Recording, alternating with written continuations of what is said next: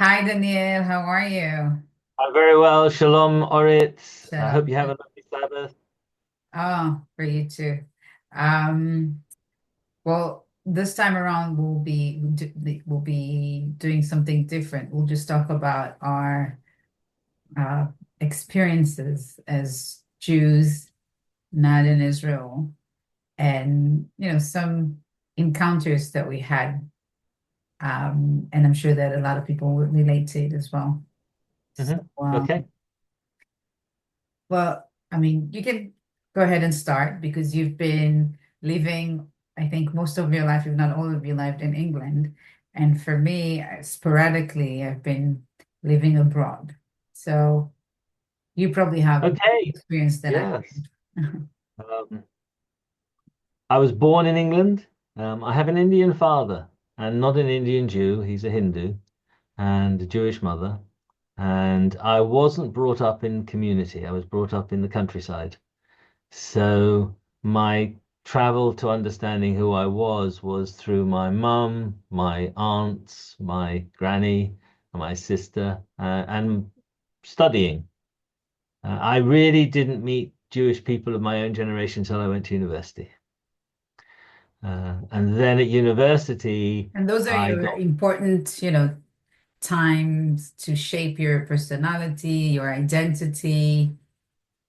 so my identity was pretty much I always said I was Jewish at school, Okay. right the way through from 14 to 18. I'm not sure anybody I talked to really knew what that meant per se, but uh, my dealings with Jewish people were very rare and very sporadic outside of my family. Okay. But when I went to university, it was like every day. There were guys who'd been brought up in London, brought up in Manchester, come in from Israel. I got very involved in politics. I went to the Arab Society meetings. I went to the Israeli Society meetings. Oh, wow. My second year, they elected me the head of the Oxford Union of Jewish Students, Oh. which was a one-term thing. It was only for 8 weeks. And really, you just looked after uh, The whole 8 weeks. I'm a just whole kidding. 8 weeks. You organized some discussions on Sabbath evening. You maybe had a film, maybe a few events and so forth like that. I didn't get out. I wanted to go to Israel, but life didn't allow me to till I was 48. That's Then that's I late in spent the time game, in, but yeah. yeah, I was quite late, but I always fought for the right, the political right of Jews to live in Israel. I always saw my Zionism as a political thing, not a religious thing, because Okay. I just felt that it was absolutely what we'd been through. I mean, we've got to remember my mother was a child in the Second World War. Oh, So yeah. I was brought up with all those experiences and all those stories. I remember my Uncle Alf, my great Uncle Alf, who married one of my mum's aunts. He wore a Star of David, a Mukhan David. And his battalion commander, before he was shipped out to North Africa, Mhm. him come and say, if you insist upon wearing this, if you're taken a prisoner of war, His Majesty's government can't be responsible for what happens to you. And Wow. yeah, and my uncle refused to take it off. So that was 1939. So he Oh, was wow. shipped out to North Africa in 1940. I had five uncles who fought in various theaters of the Second World War. And my mum also remembers refugees coming to the house. So there was a Jewish guy and his family who turned up at the house, and he couldn't understand why he wasn't considered German by the Germans anymore. And he had fought in the First World War and he showed her his Iron Cross. And she was a little kid Oh. of 7, and she's like, "What are you showing me this horrible thing for?" She couldn't believe it. Oh. She had many experiences which she shared with me about the Second World War. And then, of course, coming into the 50s, she used to go around with a little blue box on her bicycle, collecting from the community for Israel and so forth. And then she became very wary. Yeah, when I was born, my sister was born in 54. because she traveled the world. She went to India. She went all around South Africa, all around Africa. And she got tired of the anti-Semitic slurs that she kept on hearing from people that she thought were quite educated and shouldn't be like that. And even from men that she respected, couldn't quite come to terms with the fact that she was Jewish. So she became quiet about it. Oh, So I was always brought up that we were Jewish in the house, but I was Anglo-Indian outside. And that's what I fought against when I was 18. I said, I'm not doing this. This is ridiculous. okay. And I loved being at university. And I quite liked engaging with the other side. You will not believe, but I had a whole evening in London playing Scrabble with a Kuwaiti, an Egyptian, a Palestinian, and I lost because I was telling them how to spell properly because they none of them had English as a first language, and I and I just thought it was so funny. But we were in England, and if you take people out of the place where they are hating each other and you put them somewhere else, and you give them the ability just to be human beings with each other, they can actually talk, and they will actually talk. Well, I agree with that general philosophy up until recently, unfortunately. But I do agree with that philosophy. At the same time, you know, crowd is built out of individuals, but individual, is not going to act the same when he's in a crowd. So when sitting and talking to someone one on one, they Mm. will be I mean, we're people, right? We're human beings. Yeah, We have yeah. put any person next to you would have something in common with them, right? So you would have something to connect with them. The question is like, how many, how much commonalities do you have in between you two? Mm, So when mm, you're a Jew and an Arab, I mean, funny enough or not funny enough, you have a big commonality because we're both from the same area. We're both Semitic. So there's history, years and years and years and thousands of years of history. So it's kind of like easy to communicate if you take out or eliminate, let's say, the uh, the evilness, okay, the things that are like coming between us. And I wish we could. I wish we could. But yeah, as an individual person, you would always doesn't even you would I mean, I'm gonna take it far. Well, I don't know if it's one step further, but let's if you even sit with a Nazi and you would have a conversation with him, you would find some commonality with him. Beside the fact that he wants to destroy you, he doesn't want you to be existed, right? But he would look at you and say, "You're a man, I'm a man," okay? Or yeah, you like dogs, I like dogs. I mean, you like to paint, I like to paint. You like the theater, I like the theater. So you would find something that is common between you two. So it's easier to sympathize. But the issue or the thing that we need to be worried about is not confuse that with, as I said, sympathy or someone else's willingness to come forward. This is just human and basic human interaction. That's what mm, it is. mm. But yeah, I mean that's an interesting experience. And I I studied in the US. I traveled in the US. I studied in Europe. So I also have like some experiences. And I remember I was sitting also in a table that had I think a girl from Sri Lanka, um, a guy from Cambodia, um, me, Iranian guy, and another one. I can't remember where he was from. We're sitting, we were having lunch, and this was the first time that I was meeting that Iranian guy. That was actually my first time I met an Iranian outside of Iran, I think. Oh, no, actually, no, I met before. Someone actually in Europe, here in Brussels. She was a teacher assistant. And like her parents were, rebels of the the regime. So they left in the 70s, they moved to Europe somewhere. So that's a different kind of like mindset. But the first interaction that you have, like I had with an Iranian afterwards was the second interaction that I had with the Iranian afterwards was with him. And we're sitting in a table and we're making a joke, like we were all having fun, laughing, and then he didn't know where I was from. So the Cambodian guy told him, take a guess where she is from. So it took him like maybe 15 minutes and he didn't get it. It was like, he Uh, gave all the countries in Africa. He said the US, he said Europe, he said everything. And then we said, we'll give you a hint. And then he said, okay, we said, okay, what's the hint? He said, she's from the Middle East. And he couldn't get it. And then when we told him Israel, he said, oh, in our maps, Israel does not exist. So you understand like how they just engineer your thoughts, your line of thoughts, your mindset. That's yeah. how they do it.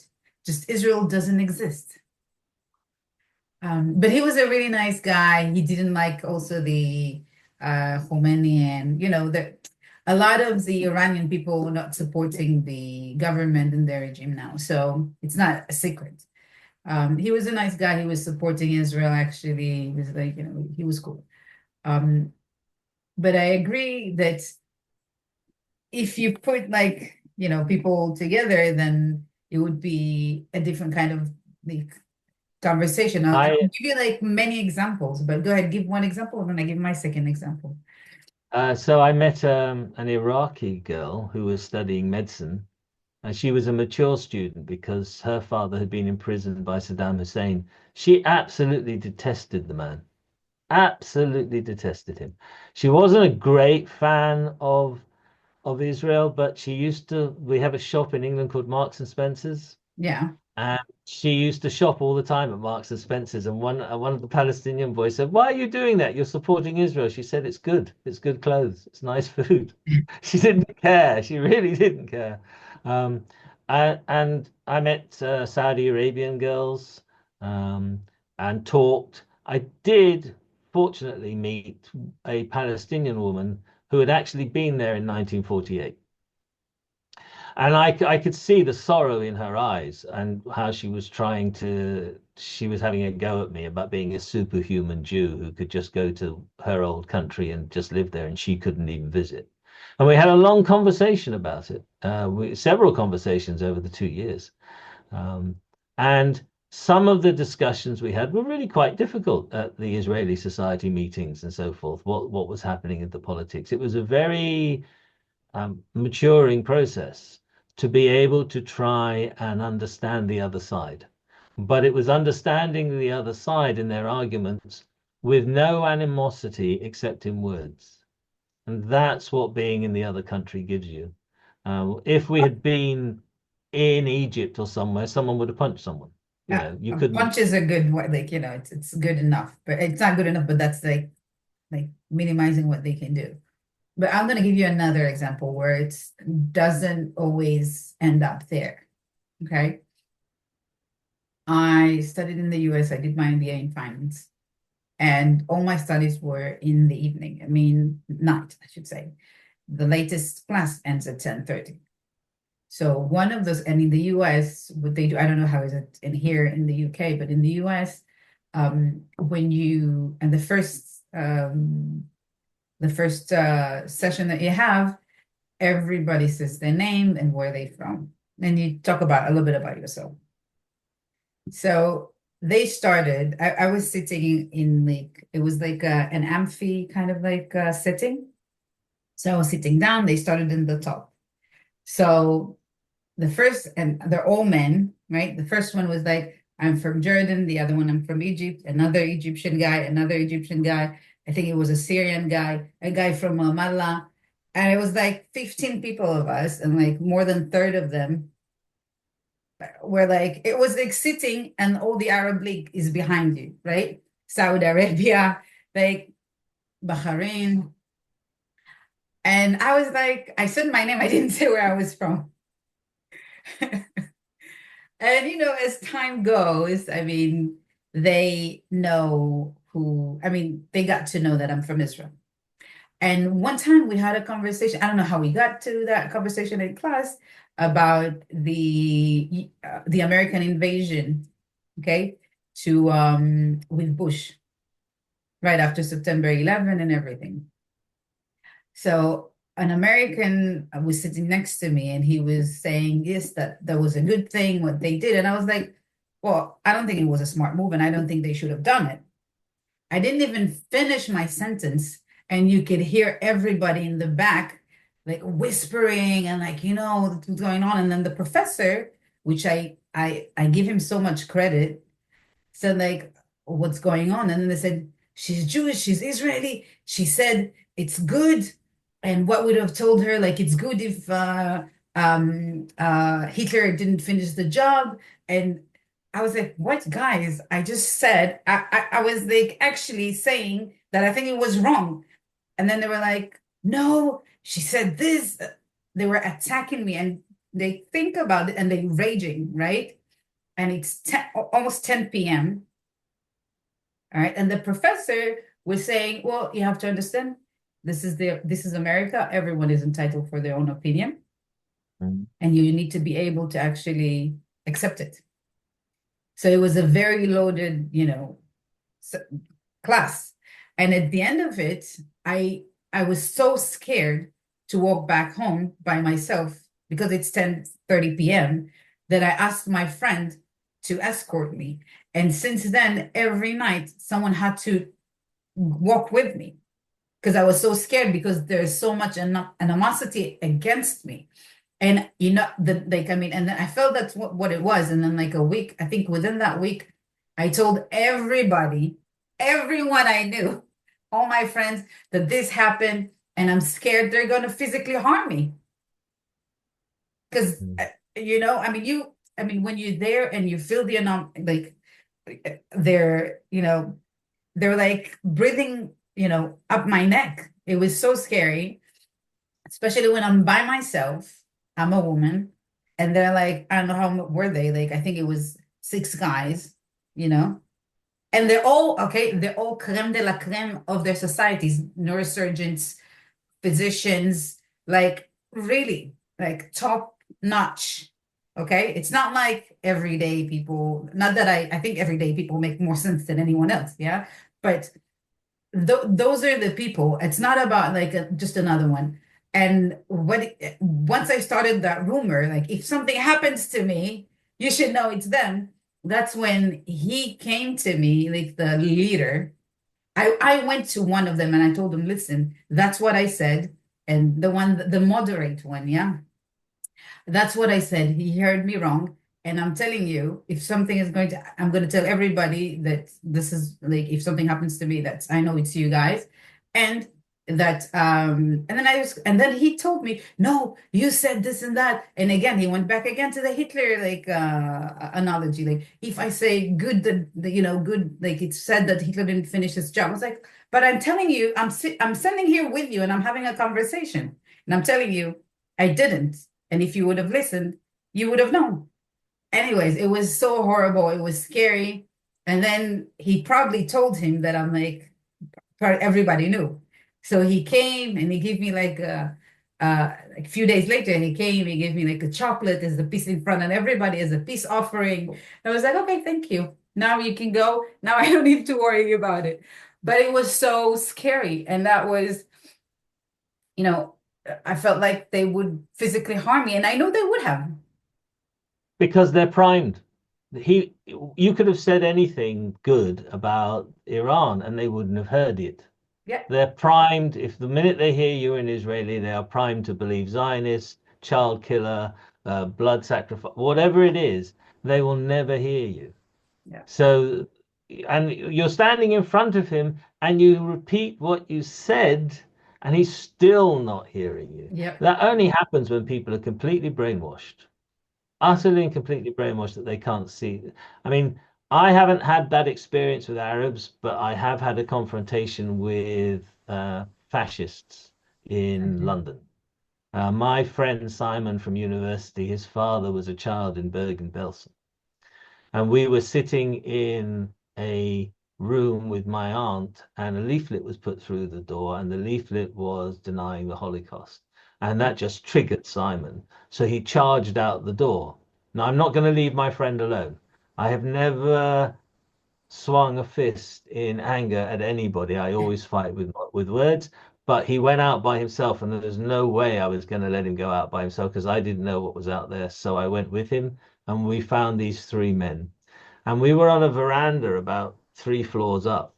And I vividly remember as a 26-year-old standing there thinking, well, if this does kick off, can I get that one over the side quickly so we can deal with the other two? I was actually planning that. And Simon was huge, six Oh, foot okay. two, really strong. Uh, And but you could that's why he see was ready to go out. that's why he was ready to, I mean, he was shouting at them. He thought they were disgusting. But the one with the intellect of the three said, "You can't stop us doing this. We're allowed to do this." And eventually, they just went on. But that's the closest I've ever come to anything. Um, my grandfather was always fighting in the 30s, always, yeah. That's And of crazy. course, my great grandfather, Rabbi Chaim Schulman, he founded a shul in London in 1901. That's why he came over. He escaped from Russia um, We should have a because whole, chapter about your history. We should. it's a bit crazy, but yeah. But I don't know. The tragedy of the Second World War is that the village he came from completely wiped out. I, And he died at 54, so I never knew him, but I knew that he and his wife knew your grandmother, cousin. Yeah, great, great. she was my great grandma. So yeah, cousins, distant cousins, and so forth, all gone. Uh, Right. and they must have known them. They must have known who they were. Yeah. Yeah. And you kind of imbibe those things that they're part of you. Yeah. Yeah, they haven't gone anywhere. You didn't experience it per se. You weren't there, but it's part of your history. It's part of who you are.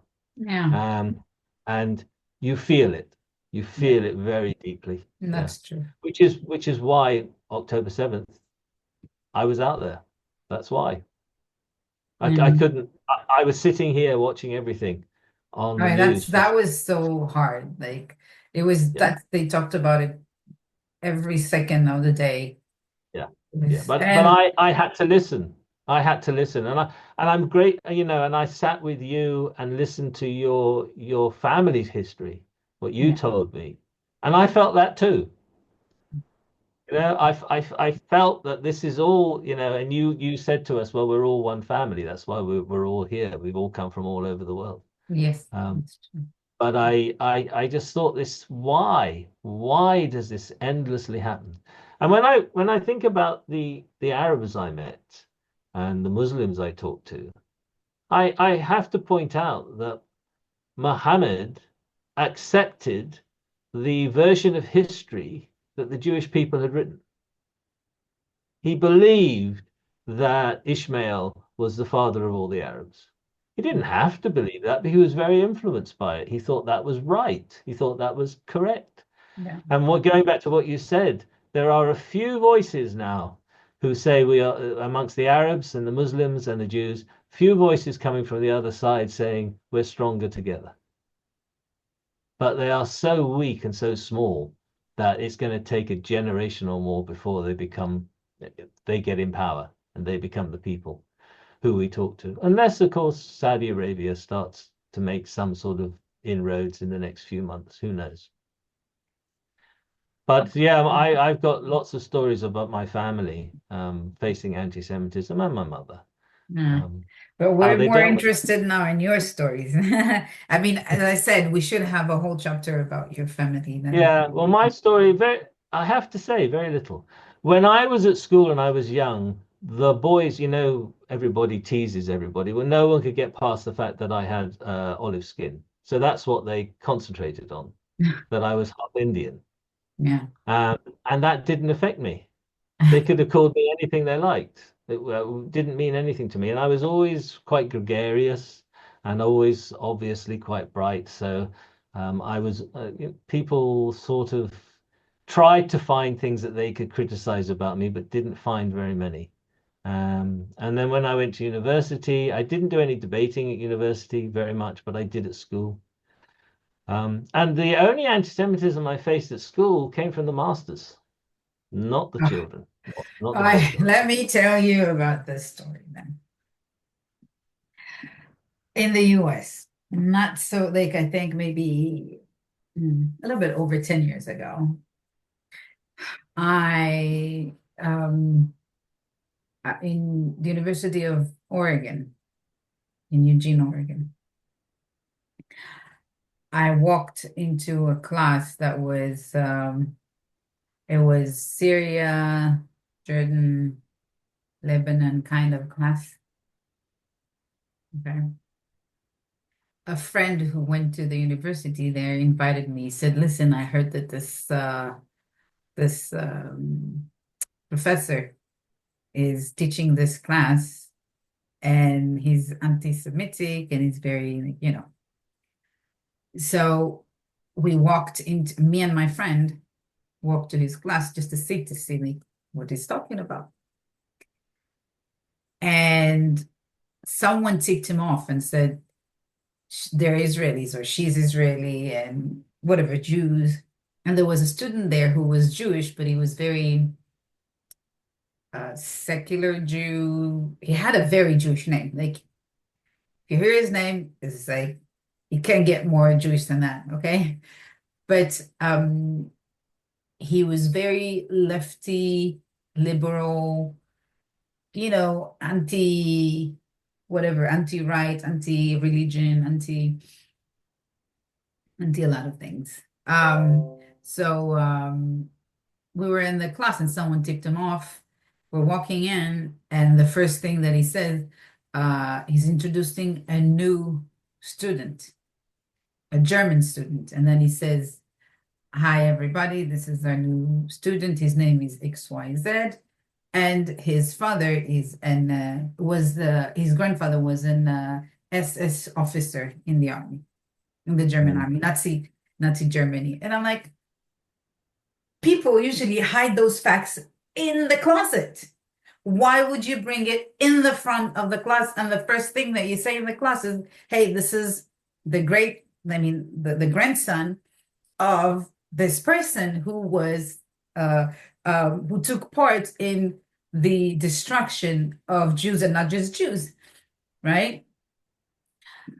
That's the first thing that blew my mind. Okay. And then Um, obviously the entire class and the entire session wasn't about Syria, Lebanon, and Jordan. It was about Israel right. and how Israel is has forced Jordan and Egypt into a peace agreement, and how we are the one who gave them a bad deal, and how Israel is an apartheid state, and I'm sitting right there, and how Israel is the great evil and the great monster, and we're just in shock. And to corroborate everything that he says, he provides an Israeli writer, or his whatever, Ilan, I forgot his last name, as a reference to prove his point. And that particular guy is an auto-anti-Semitic. So it's not like you're giving real a real, you don't show the reality of things. You're just creating a narrative, right? And my friend and I, we said, okay, let's go, come back with homework or with someone like that we know, that I knew, that was because I didn't want to be there like at that time. Yeah, I didn't want to sit there and talk to him without having a lot of like backed up facts, right? Mm. Because I can't. have a comeback, but it was important for me to do it in the right way because those are students, right? Mm, And they will carry this for the rest of their lives. So before we left, we spoke to the professor. The professor spoke to us, and then he was like, "Oh, well, I'm not like you were saying, like you know what you're saying is wrong, and how you're doing." And of course, we spoke to him. And then he said, "No, I'm not anti-Semitic. I'm anti-Zionist."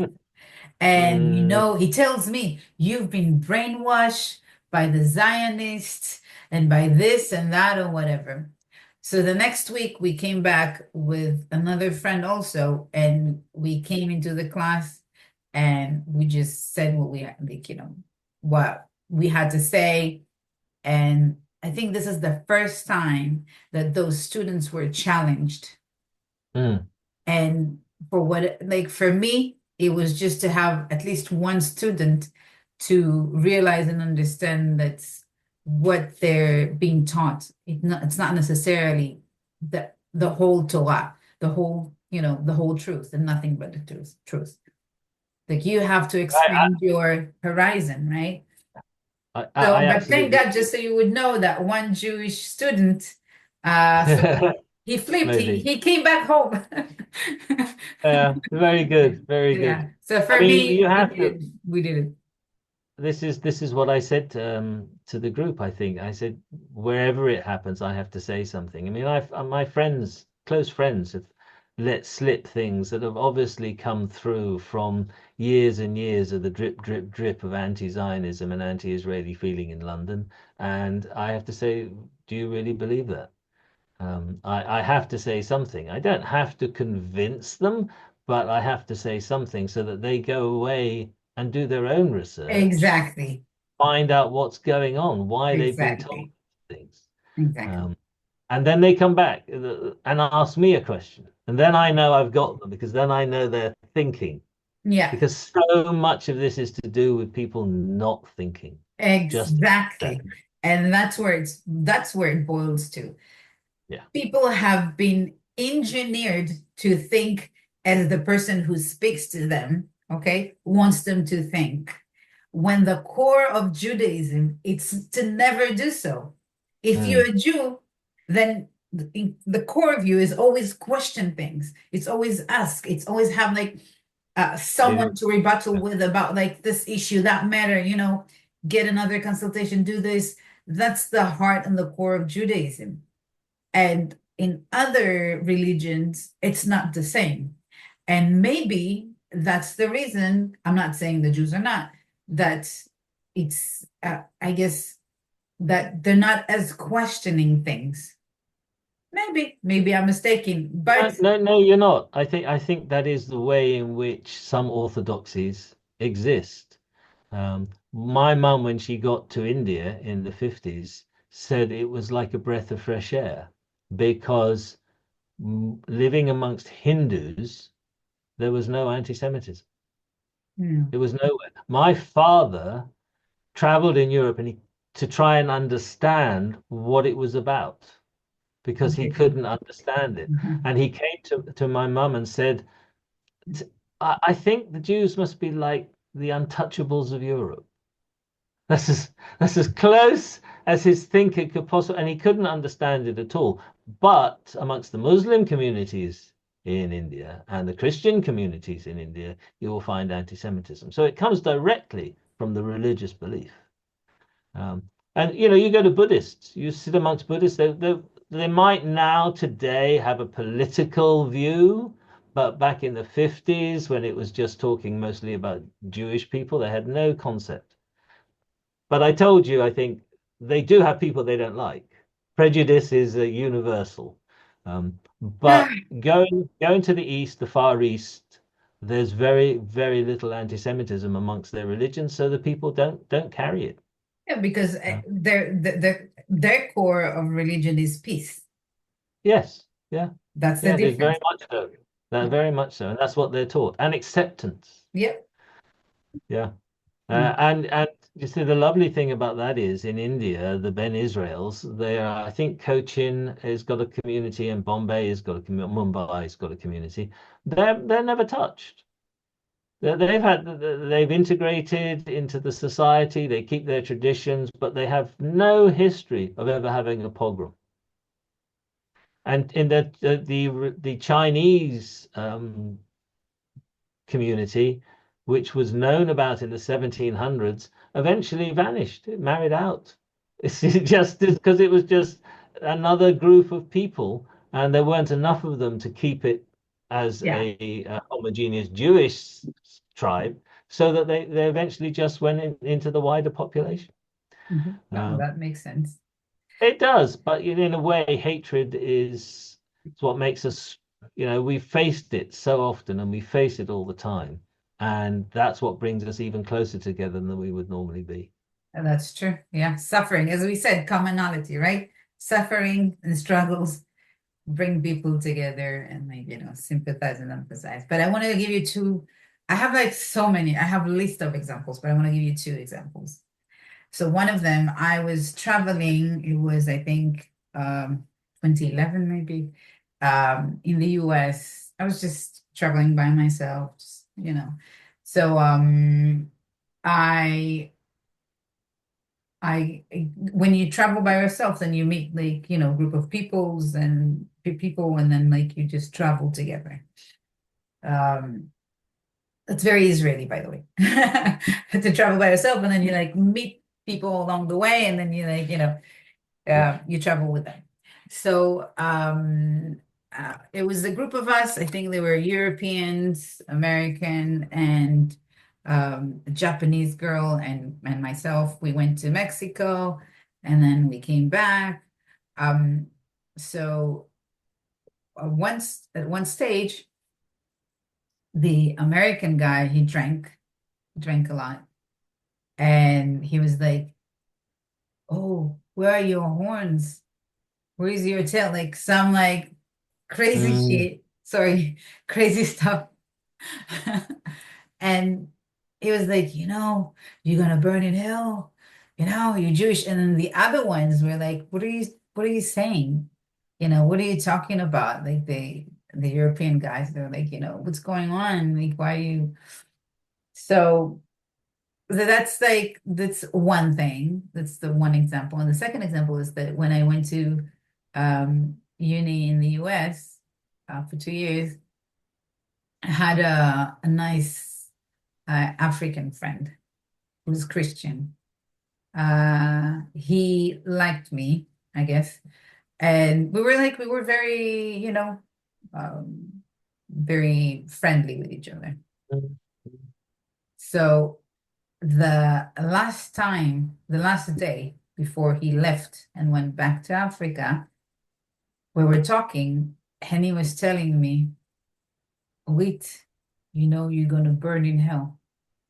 And I was like, what? Why? It's like, no, no, no, you're gonna burn in hell if you're not da da da da. And I was thinking to myself, I'm like, those like I've known you for a whole year. This is the last thing you want me to remember, you telling me that I'm gonna Mm. burn in hell? Why?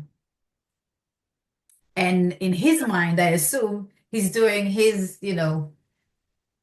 mission in like bringing people closer to his God.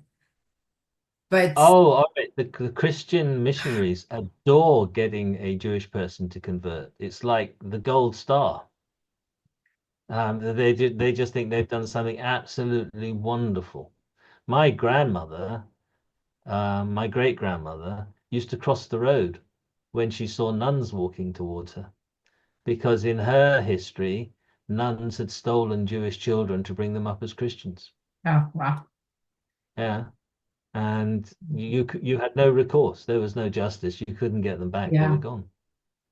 Um, so that and drink brings it out. And the strange thing is that guy who you were talking to and traveling with, that was in him the whole time.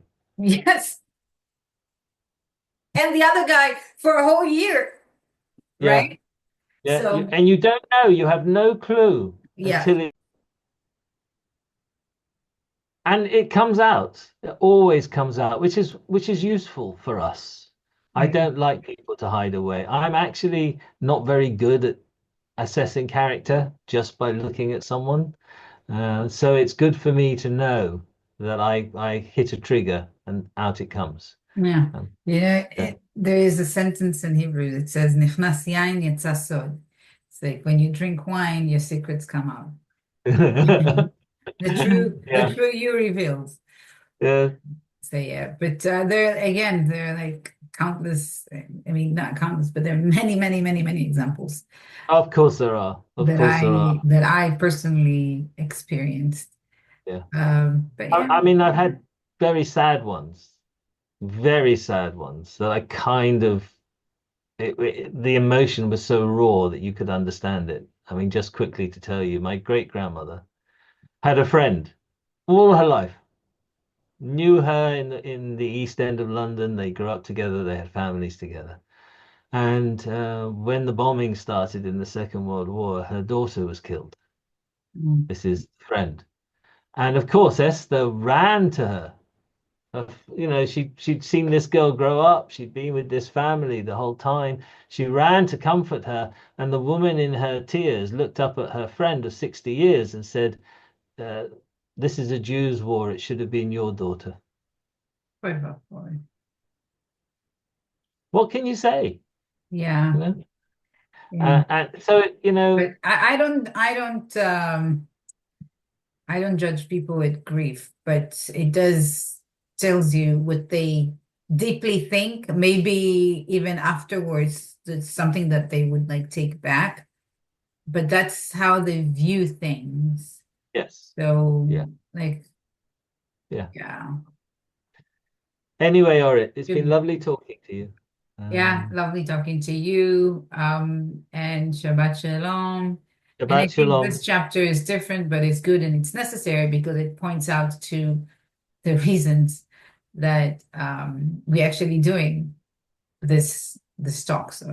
So Yeah, and it helps people to know who we are. That's fine. Yeah. yeah. Okay, then Shabbat Shalom. Shabbat Shalom. Take care. You too. Bye bye. Love to the family. Bye for now. Bye bye.